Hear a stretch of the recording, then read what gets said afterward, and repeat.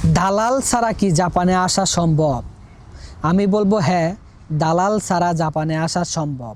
কিন্তু কিভাবে সম্ভব, এটা অনেকের প্রশ্ন থাকতে পারে।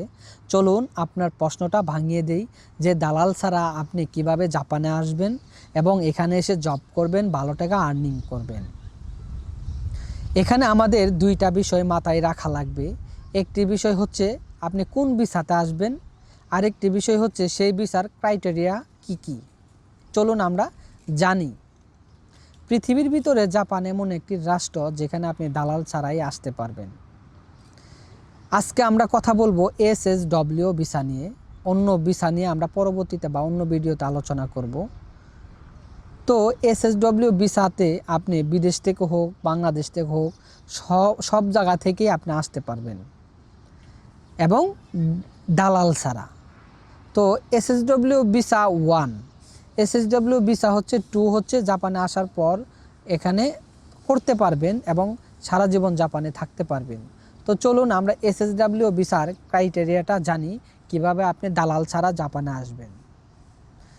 প্রথমত SSW 1 ভিসার জন্য ক্রাইটেরিয়াটা হলো জাপানিজ লেভেল আছে একটা, N5 থেকে শুরু হয় N1 পর্যন্ত।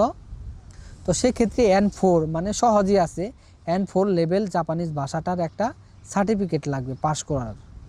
এবং যে কাজে আসবেন, বাংলাদেশ থেকে যেহেতু 3টা সেক্টর খোলা আছে, এগ্রিকালচার, কনস্ট্রাকশন, কেয়ার গিভার বা নার্সিং।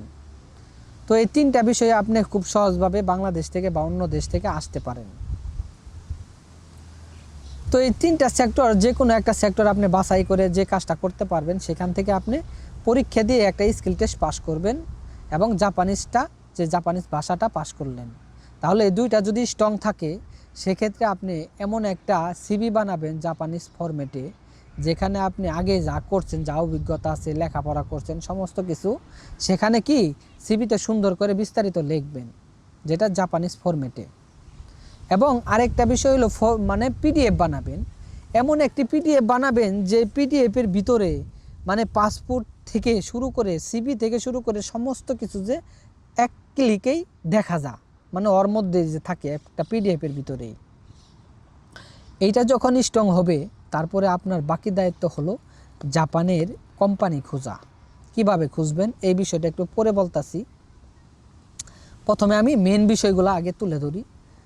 তো জাপানিজ কোম্পানি কিভাবে স্পন্সরশিপ দেয় বা কোন কোম্পানি যে বিদেশ থেকে লোক নেয়, এগুলো কিন্তু খুঁজে বের করতে হবে। আপনার নিজেই করতে পারবেন, আমি দেখাই দিলে পরবর্তীতে আলোচনা হবে ইনশাল্লাহ।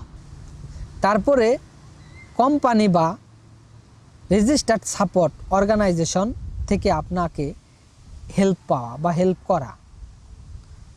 এবং লাস্টে হইতাছে COE, যেটাকে পূর্ণরূপ বলে সার্টিফিকেট অফ এলিজিবিলিটি। যখন CO আপনার হাতে যাবে, তখন কিন্তু আপনি জাপানের ভিসার জন্য আবেদন করতে পারবেন, দেন জাপানে আসতে পারবেন। এই জিনিসটা কিন্তু সোজা মনে হচ্ছে, একটু কঠিন আছে, যেহেতু আপনি নিজে আসবেন।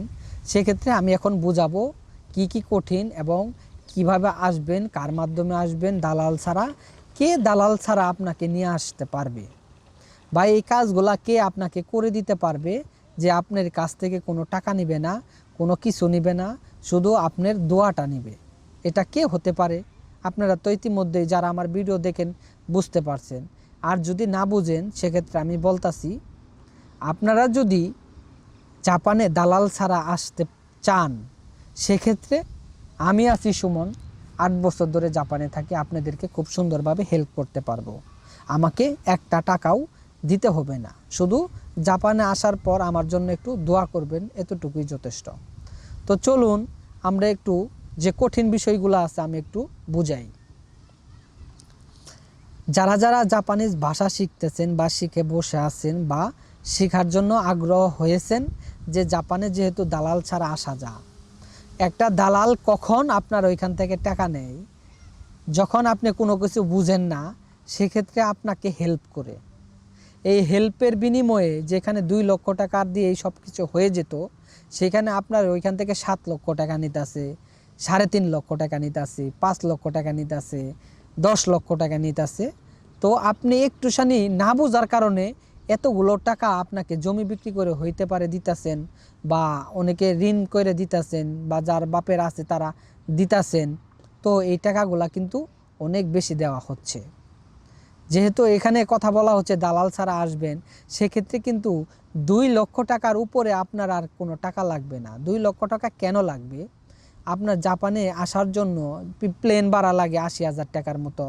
তারপরে আপনি মনে করেন পাসপোর্ট বানাইতে লাগে, পুলিশ ক্লিয়ারেন্স লাগে, তারপরে মেডিকেল খরচ লাগে।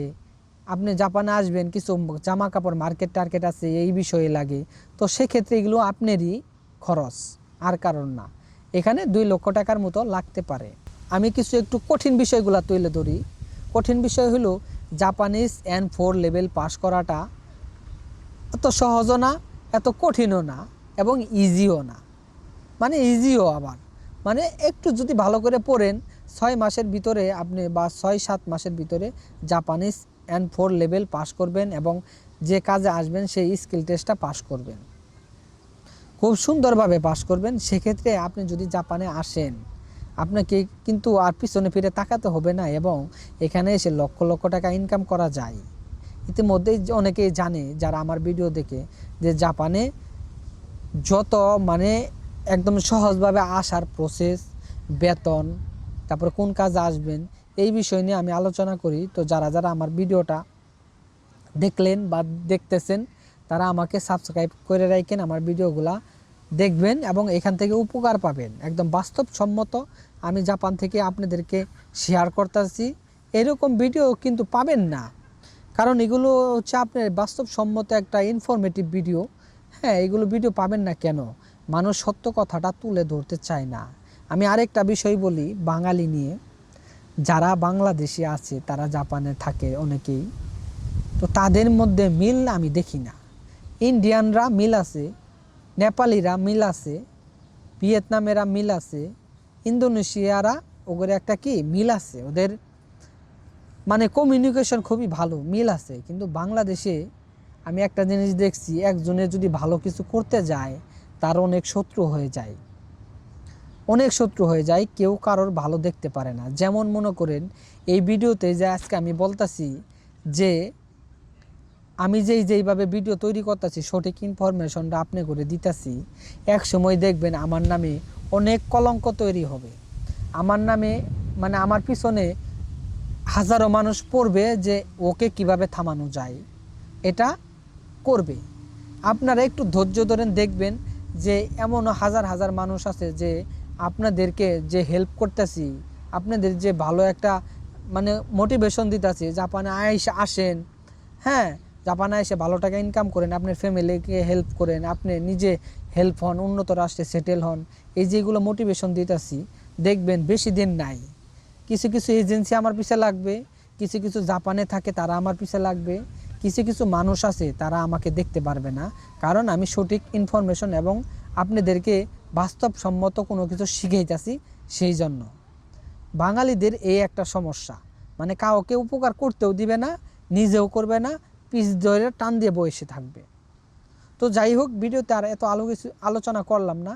যার যার কোনো প্রশ্ন থাকে বা কোনো কিছু জানার থাকে, সেই জন্য আমি কিন্তু আমার ইউটিউব পোস্ট অপশনে হোয়াটসঅ্যাপ নাম্বার দিয়ে রাখছি, সেখান থেকে আমার কাছে মানে আমার সাথে খুব সুন্দরভাবে যোগাযোগ করতে পারবেন। সেখান থেকে যদি যোগাযোগ করেন, তাহলে আপনাদের কি একটু প্রায়োরিটিটা বেশি দিব, কারণ আপনারা আমার ভিডিও দেখেন।